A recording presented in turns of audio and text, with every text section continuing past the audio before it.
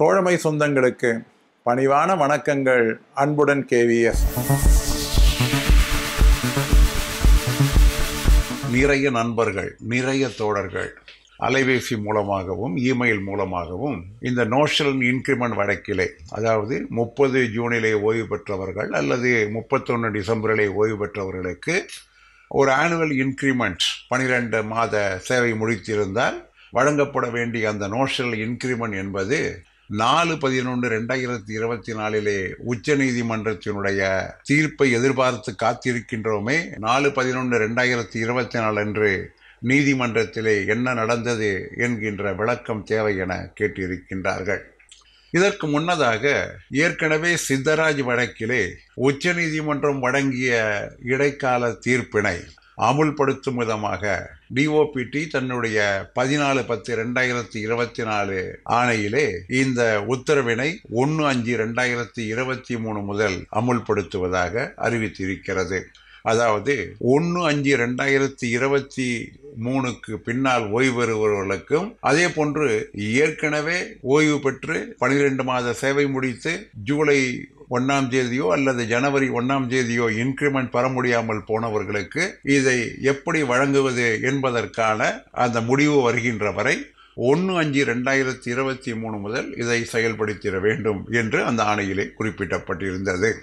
இந்த notional increment என்பது பென்ஷனுக்கு மட்டும்தான் பொருந்துமே தவிர ஓய்வூதிய சலுகைகளுக்கு பொருந்தாது என்று அந்த ஆணையிலே சொல்லப்பட்டிருக்கிறது. ஓய்வூதிய சலுகைகள் என்றால் ஒரு leave salary, gratuity, commutation of பென்ஷனை கூட ஓய்வூதிய சலுகைகளை கொண்டு வரலாம் அல்லது கொண்டு வராமலும் இருக்கலாம். ஆனால் அதற்கான விளக்காணை என்பது இதுவரை வெளியிடப்படவில்லை. ஆகவே அதுபோன்ற சலுகைகள் கிடைப்பதற்கான ஒரு சாத்திய கூறு என்பது இந்த ஆணையிலே வெளியிடப்படவில்லை. இந்த நோஷனல் இன்கிரிமெண்ட் என்பது பென்ஷன் கால்குலேஷனுக்கு மட்டும்தான் பொருந்துமே தவிர இதர ஓய்வூதிய சலுகைகளுக்கு பொருந்தாது என்று இது மிக தெளிவாக சொல்லி இருக்கின்றது. 6/9/2024 உச்ச நீதிமன்றத்தினுடைய தீர்ப்பினை, அதாவது இடைக்கால தீர்ப்பினை அமுல்படுத்துவதற்காகத்தான் இந்த ஆணை வெளியிடப்பட்டு இருக்கிறது.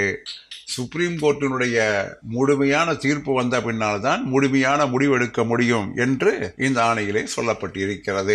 அதற்கு பின்னால் 4/11/2024 உச்ச நீதிமன்றத்திலே இந்த வழக்கு எடுத்துக்கொள்ளப்பட்டது.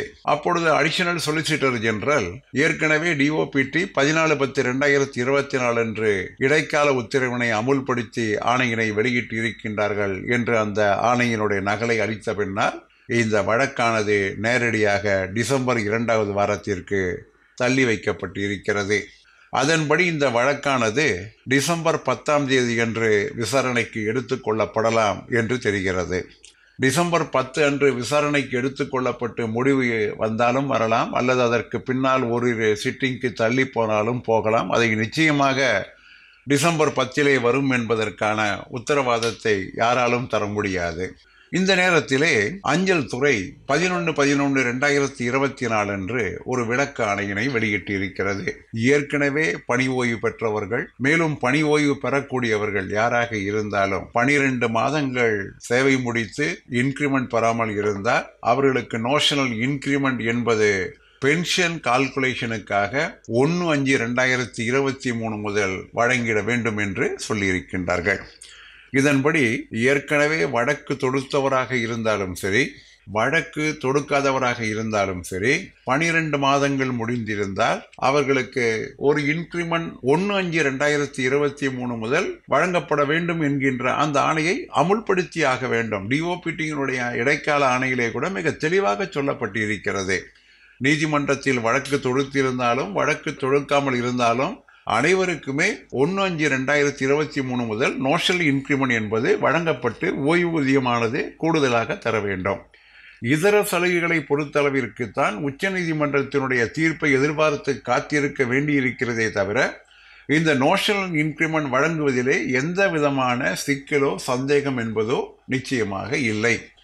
இந்த விளக்க ஆணையினை DOP, அதாவது டிபார்ட்மெண்ட் ஆஃப் போஸ்ட் என்பது DOPT-யினுடைய அந்த உத்தரவினை அடியொட்டி 11/11/2024 அன்று வெளியிட்டு இருக்கிறது.